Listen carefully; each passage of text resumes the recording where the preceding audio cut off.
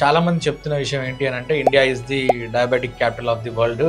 ప్రతి ఒక్కరికి షుగర్ వచ్చింది ఎందుకంటే ఇండియాలో ఎక్సెస్ రైస్ కన్సంప్షన్ చేస్తారు కాబట్టి. ఈ రైస్ వల్ల మనం షుగర్ పేషెంట్స్ అవుతున్నాం అంటారు, నిజమేనా? యాక్చువల్ గా రైస్ వల్ల ఎప్పుడు షుగర్ పేషెంట్లు కారండి, ఇన్సులిన్ రెసిస్టెన్స్ వల్ల షుగర్ పేషెంట్లు అవుతారు. రైస్ అంటే కార్బోహైడ్రేట్ కాబట్టి కార్బోహైడ్రేట్ కి సంబంధించి మనం ఏది తిన్నా సరే దాన్ని డైజెస్ట్ చేయడం కోసం మన బాడీలో ఇన్సులిన్ రిలీజ్ అవుతుంది. ఆ ఇన్సులిన్ ఎవరి బాడీలో అయితే ఎక్కువ రిలీజ్ అవుతా ఉంటుందో, ఎక్కువ సార్లు రిలీజ్ అయినా, ఎక్కువ పరిమాణంలో రిలీజ్ అయినా కానీ వాళ్ళకి షుగర్ వచ్చే ఛాన్సెస్ ఉంటాయి. కొంచెం రైస్ తీసుకున్నాం, ఒక కప్పు రైసే తీసుకున్నాం, చాలా చిన్న కప్పు, మళ్ళీ ఒక 2 గంటలకి చాలా చిన్న కప్పు రైసే తీసుకున్నాం, మళ్ళీ 2 అవర్స్ ఆగి చాలా చిన్న కప్పు రైసే తీసుకున్నాం. ఇలా మల్టిపుల్ టైమ్స్ మనం రైస్ తీసుకుంటున్నాం, బట్ స్మాల్ క్వాంటిటీనే తీసుకుంటాం. అందులో కార్బోహైడ్రేట్ ని డైజెస్ట్ చేయడం కోసం ఇన్సులిన్ వచ్చింది కాబట్టి నీ బాడీలో మల్టిపుల్ టైమ్స్ ఇన్సులిన్ వచ్చింది కాబట్టి నువ్వు డయాబెటిక్ పేషెంట్ అవుతావు. ఒక ప్లేట్ రైస్ నువ్వు తింటే నీకు డయాబెటీస్ రాకూడదు కదా. ఇక్కడ లాజిక్ ఏంటి అంటే నువ్వు ఒక్కసారి రైస్ తినలా, దాన్ని నువ్వు పోర్షన్ వైజ్ గా డివైడ్ చేసుకుంటూ మల్టిపుల్ టైమ్స్ తిన్నావు. సో అందుకని డయాబెటిక్ అవడానికి రీజన్ ఇన్సులిన్ రెసిస్టెన్స్, కానీ రైస్ కి దానికి ఎటువంటి సంబంధం లేదు.